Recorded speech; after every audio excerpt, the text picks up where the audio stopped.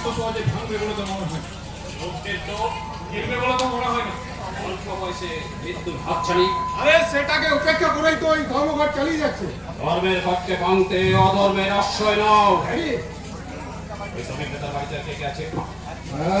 ওই এক ভাই আর আরেক বোন। বোন বয়স কত? দেখতে কেমন? বয়স ওই 19-20 হবে, কিন্তু রূপে কিন্তু পরি কেউ হার মানা। জিভে জল এসে গেছে তাই না? যাও লোকে কে দেওয়াকে তোমরা নিয়ে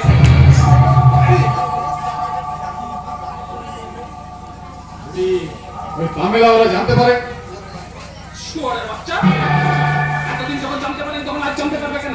কেন এর আগে কি তুমি এমন কষা মাংস কোনদিন খাওনি? এবার মুরগির কষা মাংসটা একটু ঝাল লাগবে বল।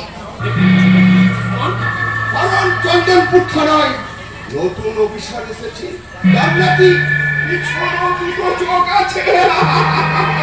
এই শুয়ারের বাচ্চা এসপি আমাকে না জানে এখানে নতুন ওসি পাঠাই কোন? ওটা পরেও চিন্তা করা যাবে নাকি? তার আগে ঈশ্বরকে আপনার আরে না করে আপনি দিয়ে দেন না। তারপর এই দিলেন না, উল্টে আমাকে অপমান করে তাড়িয়ে দিলেন। তারা তো বড় সাহস হচ্ছে আমার লোককে। ইয়েস বস, আর বলেছে কি বলছে? প্রথম দিন হ্যাঁ। আজ তাড়িয়ে দিচ্ছি, দ্বিতীয় দিনের প্রস্তাব নিয়ে এলে পিপিলিকার পাকা হয় থাকতে হবে। মরিবার তরে। এই সারা শুয়ারের বাচ্চা বুঝতে পারেনি কেউ কোন বিষাক্ত কেউটের ঘনায় পা দিয়েছে।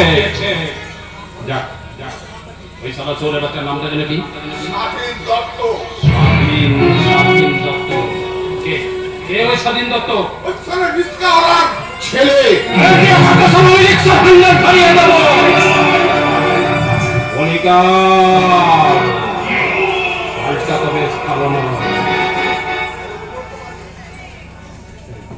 বুঝতে পারেনি কেউ কার সঙ্গে সারা পাঙ্গা নিতে এসেছে।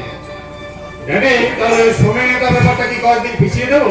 ভীষণ চ্যালেঞ্জের মোকাবিলা করতে হয়, পাল্টা চ্যালেঞ্জ ছুড়ে দিয়ে শাড়ি চুরি করে ওই ঘরের কোণে বসে থাকে নয়।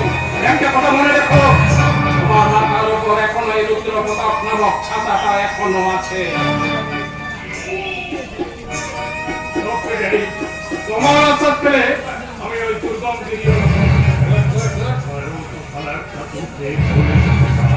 প্রয়োজন হলে আপনার এটা চেপে ধরে তুলতে ভাবটাকে কেন তুমি খাবে না নাকি? কত বড় আমি আমি গোত্র নই, আমি কেউকে নই, আমি গুণাহীন চিঠি। একটা বলাই যাবে জমের এটাই আমার নীতি। অজগর